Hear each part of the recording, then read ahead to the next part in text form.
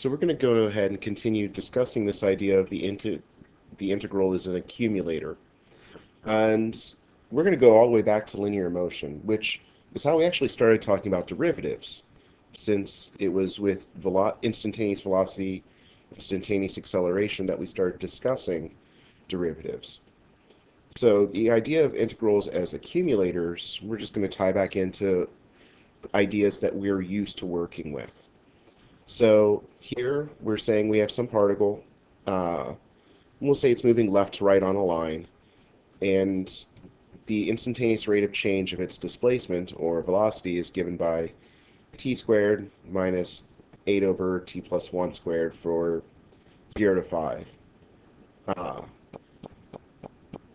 One thing we could be asked is to determine when is the particle moving left, right, at rest.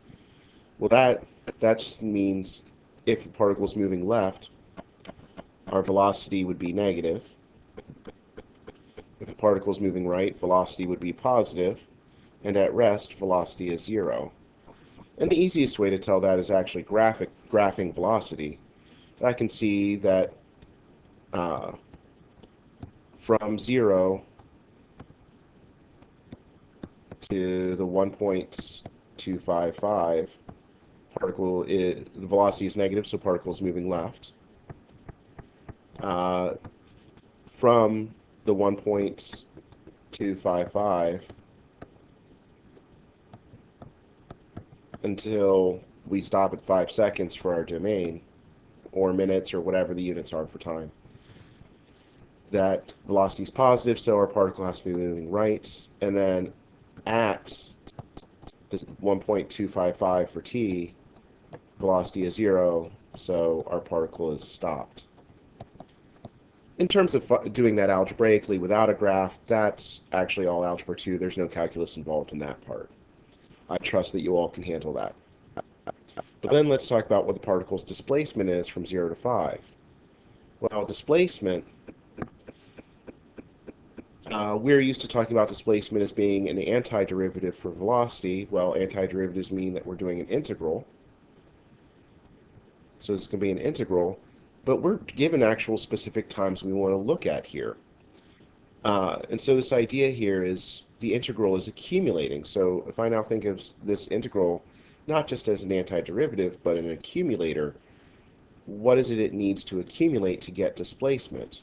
Well, it needs to accumulate all those little tiny changes in displacement, which, well, instantaneous rates of change of displacement we call velocity. So displacement is going to be the integral of velocity. And we are given specific times here for it to be between, and those are actually our bounds, so we want the integral from 0 to 5 for our velocity. Well, that means we're doing this integral from 0 to 5 of t squared minus 8 over the quantity of t plus 1 squared.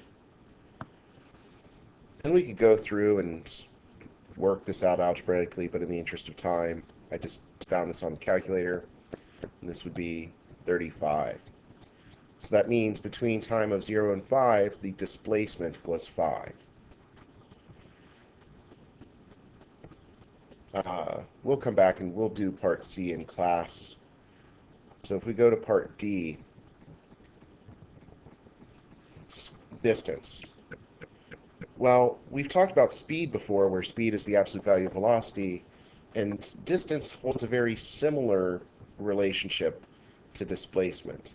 But to find distance, we're not accumulating velocity anymore, because velocity has a sign attached to it, whereas distance does not. So for distance, we want to accumulate the speed. So to find distance, this would be integral from 0 to 5 of the absolute value of velocity with respect to time. Typically, because of the absolute value, this is one that's either going to get done graphically using simple shapes and areas, or it's going to be found using a calculator. And when we actually go ahead and calculate this, again, I just did this on my calculator, we get 42.587. which makes sense because displacement isn't taking into account if we move to the right and then came backwards to the left, or more specifically in this case, we moved left and then right. It covers total distance being traveled.